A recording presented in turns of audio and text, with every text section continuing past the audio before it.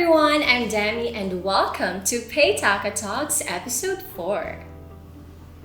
Joining us today on our fourth episode, we have Sir Aaron, Sir Jomar, and of course we have a very special guest. He's a crypto vlogger from the US traveling around the world, and now he's here in the Philippines. We have Nudge. Hey, how's it going? Hi Nudge, welcome to our fourth episode of Paytaca Talks. How are you feeling that you're finally here? It's been something I've been planning for a while now. I've been thinking about coming to the Philippines and seeing what's going on here with Bitcoin Cash, and of course enjoying the beauty of the country and the people here. It's probably been over a year actually since I started planning this, but unfortunately it wasn't until recently that tourism became a possibility. But yeah, I arrived a few days here. I arrived a few days ago here in Tacloban, and I have plans to travel through the Visayas and a few other islands in southern Philippines over the next month. Have you been to other place before Tacloban? This is my landing point, I guess, unless you're counting my transfer at the Manila airport. But wow. So the first place in the Philippines, Tacloban City. Yeah. Tacloban represent. So how long have you been in Tacloban already? Just a few days so far. Yeah. How was your stay? It's really interesting walking around. I did a little bit of research beforehand, but also just seeing what the street life is like here, and the transportation, the food options was definitely interesting. I had some delicious meals already here. Nice. Yeah, and already experienced incredible hospitality. Wow, we're very happy that you have experienced that. We are very known for hospitality. Filipinos are known for that. And how long are you planning to stay in Tacloban? Well, for this part, I'm here for a few days, and then I'm going to continue on to Cebu and some other places in the Visayas, and go over to Negros Islands, possibly Iloilo. Really just kind of get an idea of all these different environments. And I'd also love to come back here at the conclusion of the month and wrap things up as well. All right, great. So Nudge, what is the Nudge about? It's about travel on crypto. It's about getting outside of your comfort zone and seeing new places. It's looking at things.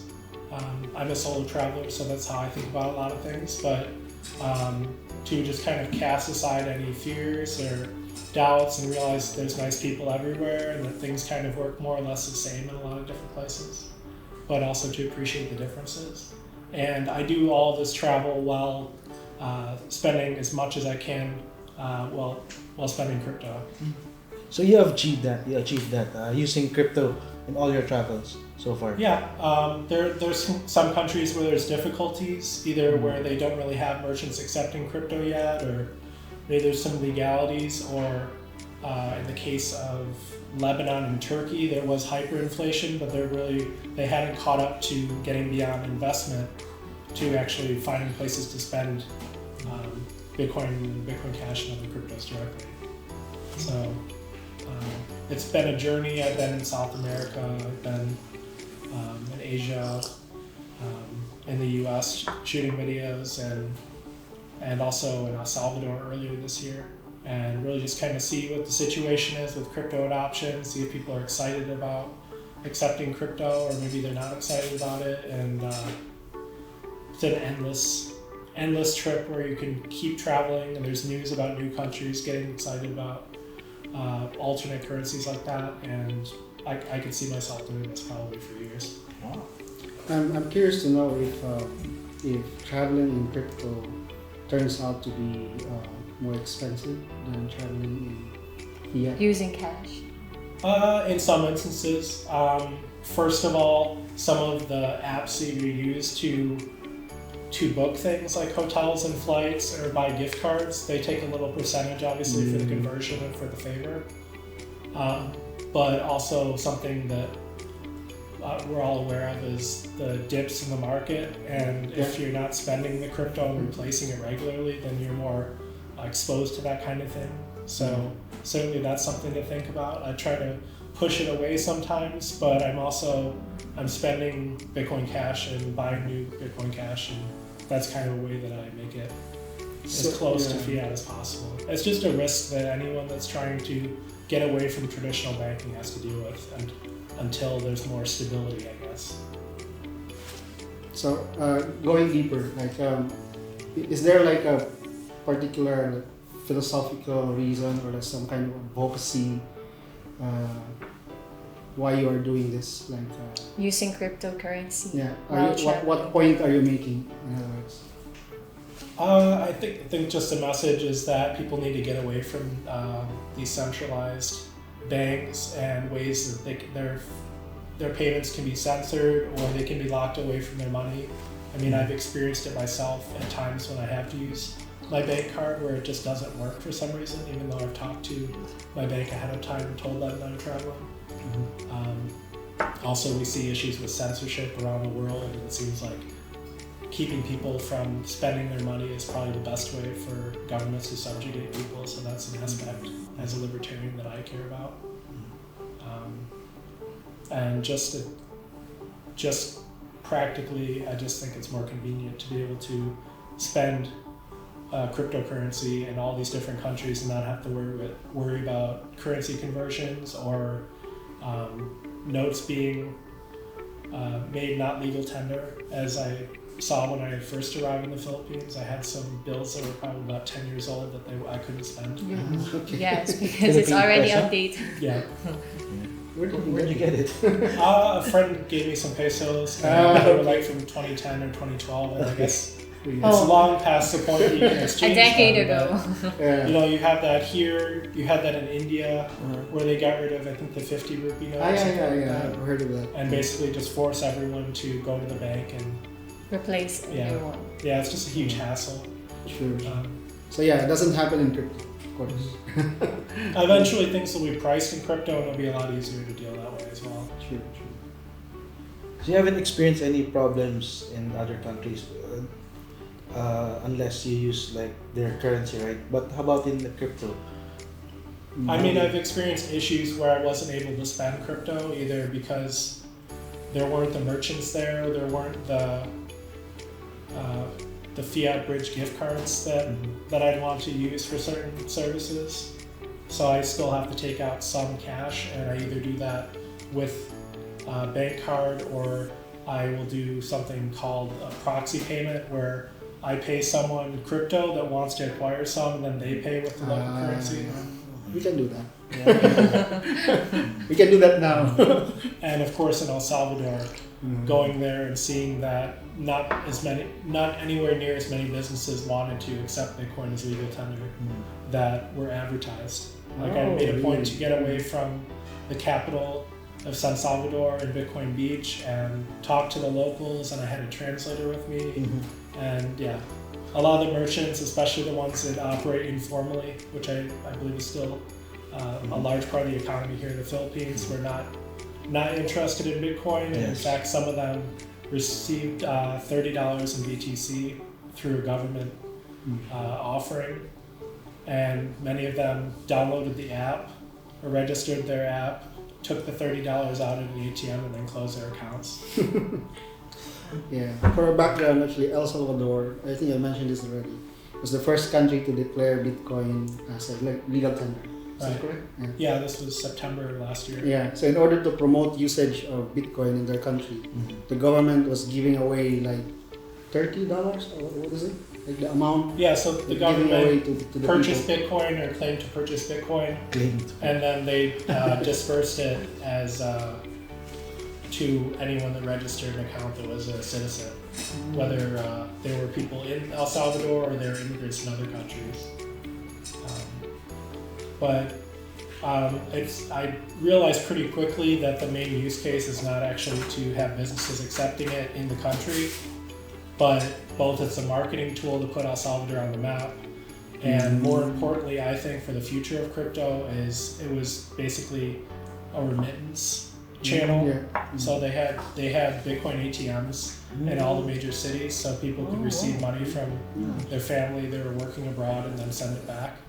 And I know that's a big source of money for the economy here with the OFWs, the overseas Filipino workers. The market is somewhat So, the same in that aspect. I think that's probably that's an important chapter coming up. Yeah. It's one of our goals to use it as a remittance. Yeah, we'll talk about that. Like we are planning at some point to tap into the remittance market, but we feel that we need to build first the network of partner merchants, so that those who receive the remittance can spend directly in the shops. So yeah, there's a That's lot. also no small feat for such a large country. Over 100 million people in the Philippines. Yeah. 100 million. And what was I remember the stats we presented before, like about 70 million have access to the internet, and 90% of that 70 million have smartphones. Okay. Yeah. So we are like the biggest percentage maybe in the developing countries Yeah. that have like smartphone usage and with access to the internet. So the market is like ripe for this kind of disruption Right. in remittance and payments, etc. Yeah, that was one thing with the merchants in El Salvador, is many of them have phones, but not all of them have active internet service at the time that they're doing business in the local markets. So they could accept Bitcoin, but it doesn't really make sense for them to pay for service in the hopes that someone might show up. And I was able to successfully make purchases there several times, but a lot of it seemed to be marketing towards foreigners spending Bitcoin, and I think almost all of them were converting it automatically back to dollars. So it sounds like you're trying to get the merchants to accept Bitcoin Cash here in the country. Do you think that they would also be swapping for pesos? I would expect it will happen initially. That's one of the concerns of the merchants, like how will they use the Bitcoin Cash? So if they can encash it to pesos, we just say yes, you can have it changed in Paytaca. Yes. Unless we're able to build like a closed loop economy where the producers also accept Bitcoin Cash. That's one of my dreams. Like I'd like to achieve that closed loop economy, but until that exists, then we would expect that the early merchants that we're going to onboard will automatically, Yes, or convert it. maybe with a bit of delay, they convert to pesos. Yeah, that's expected. Now that with any hedge, Oh yeah, so we have been like Paytaca has been like one of the pioneering supporter of this any hedge protocol. I don't know if you've heard about it. It's a protocol in the Bitcoin Cash main chain that allows for freezing your Bitcoin Cash value relative to the dollar, for example. Okay. So that has been something that we incorporated into the wallet. It's already being used. There are still some user UX elements to make it easier for merchants to lock, for example, the value of BCH upon receipt. But the technology is there, and that's something that we can actually use to make merchants more comfortable. Like they have some protection against volatility, Right. BCH price. So we are counting on that, and we will be making it more easy for merchants. Yeah, that's definitely the thing, is getting the whole parallel economy in crypto to work. That's something that we've been trying to build in New Hampshire, where I live in the US, and having a small but very enthusiastic community that accepts crypto, everywhere from farmers to restaurants to customers Hotels. to landlords to convenience stores, all these different businesses, bars, to basically kind of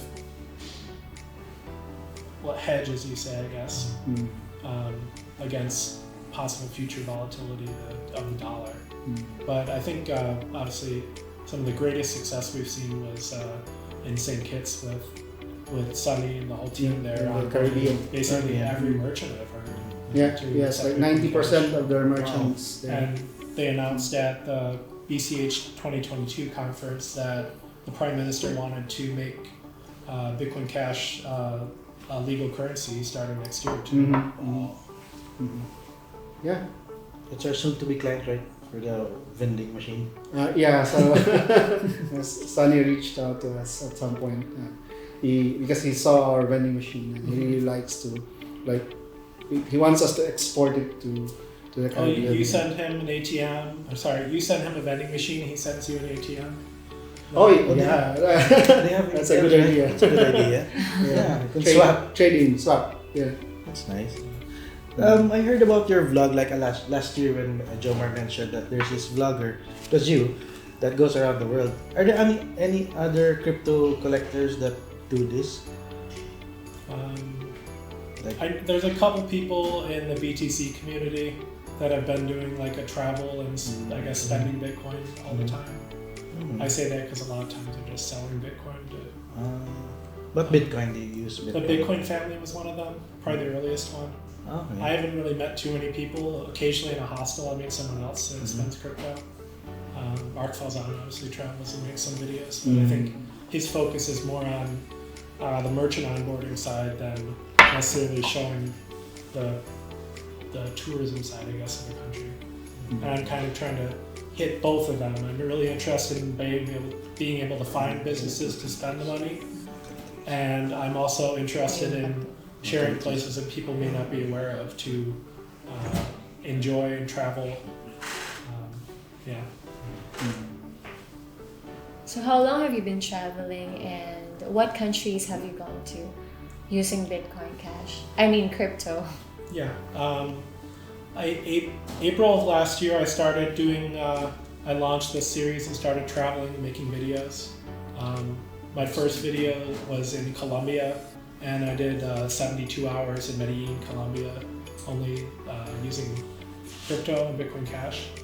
So I was able to book hotels and go to restaurants and supermarkets and cafes and pay all those places. And I also got a haircut and paid a barber with Bitcoin Cash. Wow. Yeah, I've been a lot. It's tough to keep track of the amount of countries that I've been in because it's kind of It's just April it's last a crazy number. For April something last like year? So April you of must have last been year. jumping from one country to another. that. Yeah, that's the thing. I'm always traveling. But that was the height of the pandemic. This Did you have any troubles? 2021, that much. It definitely brings challenges, particularly with keeping up with the latest information and the rules for different countries. Yes. As I mentioned, I wanted to plan a trip to the Philippines for over a year now. Yes. I was planning to be here last year, but there was no way it was going to happen, so I ended up going to Mexico and El Salvador instead. So Colombia, Mexico, El Salvador. Yeah. Ecuador, Ecuador. there's not really a lot of adoption there yet. How about in Asia? A lot of places you go and there's a couple shops you can buy Bitcoin or sell it, but there's not really anywhere to spend it. Sorry, what's your question? I mean, how about in Asia? What countries have you visited in Asia that you have used? Yeah, Southeast Asia. Southeast Asia. Malaysia, Malaysia. Singapore. Oh. I guess. You're here now. Yeah. So you haven't gone home since then? So as part of what I do is I travel and I return to New Hampshire in the U.S. for a few months in the summertime, Okay. and I also make videos there. So I've got a few videos coming out in the spring for crypto accepting merchants in New Hampshire, as well as I'm excited for the Porcupine Freedom Festival happening in June there, which is basically a festival where almost all of the merchants there will accept crypto, several different cryptos, as well as gold backs, which is like a unique private currency that's these That's a good idea. these notes that are actually minted with 24 karat gold. So it's a festival. So it's a libertarian festival, yeah. it's a good idea. So Nudge, maybe you want to invite our viewers, audience, to follow your To watch vlog. your vlogs. Yeah. I'm on Odyssey and YouTube as The Nudge, and also on TikTok at Nudge Travel. And you can find my videos there. I also post regular commentary on the crypto scene and travel on crypto on Twitter. I have a new Reddit subreddit, Nudge Travel, where I post updates for where I'm traveling currently and where I'm going next, as well as all the videos that I put out. Really just trying to get audience from longer as well as short form videos to try to get people interested in this kind of thing. And I guess that's about it. Yeah. Nice. So that's it for our 4th episode of Paytaca Talks. Catch us again for our 5th episode, and the Nudge will still be joining us. This has been Demi, and thank you so much. Bye!